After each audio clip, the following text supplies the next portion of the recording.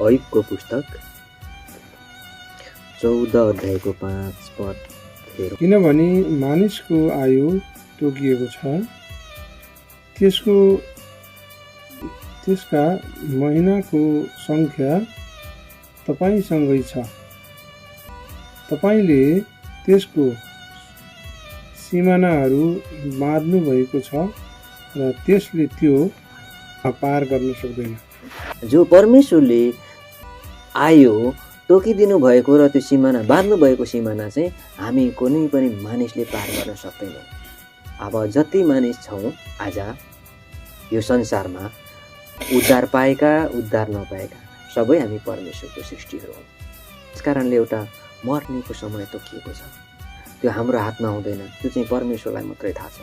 उपदेशको पुस्तक 3 अध्यायमा हामी हेर्छौँ भने हरेक कुराको समय तोकिएको छ भन्छ। हरेक कुराको निम्ति एउटा तोकिएको समय हुन्छ। आकाशमुनि हरेक काम कुराको समय हुन्छ। जन्मने समय र मर्ने समय। आकाश मुनि हरेक कुराहरूको एउटा समय तोकिएको छ, त्यो चाहिँ परमेश्वरले तोकिदिनु भएको समय छ। जन्मने समय पनि परमेश्वरले तोक्नु भएको छ र मर्ने समय पनि परमेश्वरले तोक्नु भएको छ। अब यसैको 7 अध्यायको 1 पदमा हेर्नु भने के छ त, मृत्युको दिन चाहिँ असल हो भन्छ। पढ्दिनुहोस् त। इनाम चाहिँ बहुमूल्य तेलभन्दा र मृत्युको दिन चाहिँ कसैको जन्मदिनभन्दा असल हो। किन त मृत्युको दिन असल हो? हामी शरीरमा जन्मिन्छौँ, जन्मेपछि तपाईँ अनि ममा कष्ट आउँछ, पीडा आउँछ, बाधा आउँछ, अवरोध आउँछ, विभिन्न प्रकारको समस्या आउँछ।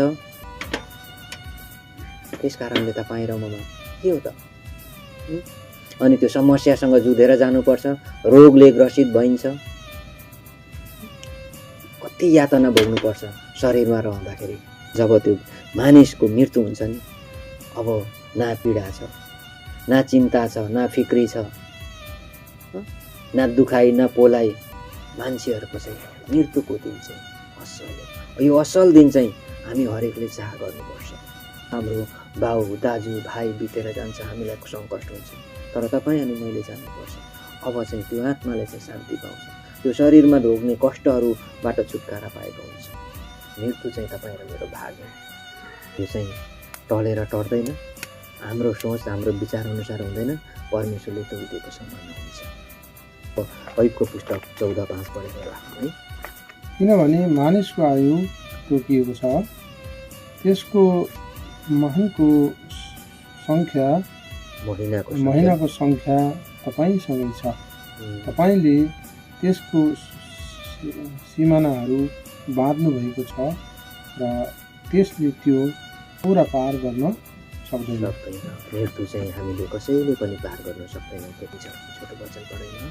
परमेश्वरले आशीष दिनु। जय मसीह।